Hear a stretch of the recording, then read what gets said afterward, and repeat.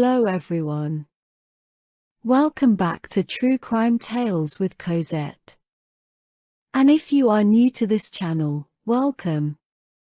Today I will look at another true crime tale from Malta. So sit back as I recount the story of an elderly woman who was brutally murdered on Christmas Eve. The murder shocked the country, not only because the victim was an elderly woman, but because the killer had chosen Christmas Eve to commit this heinous crime.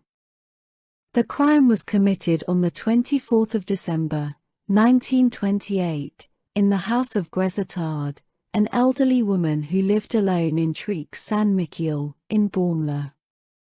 The victim was a wealthy woman, and the locals knew this about her. For this reason, the woman did not allow anyone to enter her home, except for some women to pray the rosary with her. Giuseppe Zarb, Grezz's nephew, who had a bar in Valletta, also used to visit the house. It was Giuseppe who was seen entering the house last on the day of the crime at around 3:30 p.m. Every day, a few women used to go to Grezz to pray the rosary with her. That afternoon one of the neighbors went to Grezz's house, but since it was very stormy, the woman returned home earlier than usual and left Grezz alone. This was before Grezz had a visit from her nephew, Giuseppe Zarb. Grezz's body was found on Christmas Day, around 10 a.m., when Giuseppe Zarb's son, Fredu, went to the house with some food. The boy went inside the house and found Grezz lying on the floor next to the bed with blood all over her face. The police were therefore called while the victim was taken to the hospital. From the autopsy that was done, it turned out that the woman died from shock, and she also had 5 broken ribs. From the first police investigation, it became known that some neighbors had seen Giuseppe Zarb entering his aunt's home and therefore, the police questioned him. In the meantime, the police learned that the victim had lent some money to Zarb. Some said that on the day of the crime, Grezz had refused to give more money to her nephew. Therefore the police concluded that this was a sufficient motive for Zarb to kill his aunt. Although the police did not have any direct evidence to charge Zarb, he was still accused of this crime. In fact, even the compilation of witnesses had begun. Meanwhile, during this time, Giuseppe Zarb was kept under preventive arrest in Corradino prison.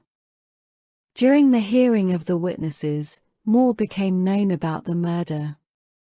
A witness told the police that sometime after Giuseppe Zarb entered the victim's home, another man was seen entering. But this important witness did not speak immediately even though she knew that Zarb was being held in custody after being accused of this murder. Fortunately, this woman went to seek advice from her confessor, and he told her to tell the police everything. Vincenzo Attard, this important witness, after going to the police, said that she had seen Gianni Di Giorgio entering Grezz Attard's house after the victim's nephew had left that house. With this new evidence, while Di Giorgio was arrested and interrogated, the police made a request to the magistrate to release Giuseppe Zarb, who had been held for 28 days under arrest, by order of the court. After Di Giorgio's arrest, the police started looking into his past. It became known that he was a gambler and had long been planning to rob the victim's home. In fact, for months before this crime Di Giorgio had sent his son to enter this woman's house. When the boy was discovered by Grezz, he could not explain his presence in her house. In addition to this, it was also known that sometime before the crime, Di Giorgio was seen dressed as a woman near Grezz's house. When asked by the police what he was doing there wearing those clothes, Di Giorgio replied that he was watching over his daughter because he didn't want her in the company of a young man he didn't like.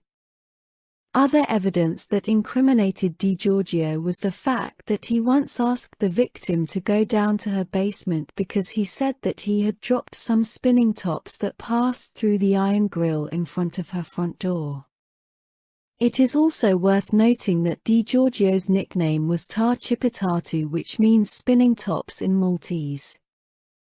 With this new evidence, the police accused DiGiorgio, and on the 28th of March 1930, his trial began.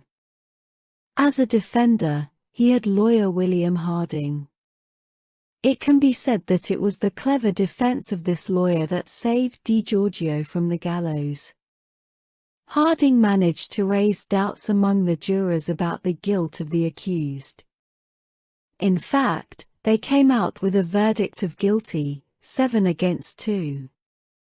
This means that the death penalty could not be given, so DiGiorgio was sentenced to life in prison. This sentence was reduced to 16 years on the 18th of August, 1932, and was reduced even further in the following years. DiGiorgio was released on the 31st of January, 1943, after only 13 years in prison. Do you think justice was served in this case? Leave a comment and let me know. If you enjoyed this video, like it and subscribe. Until next time, ciao.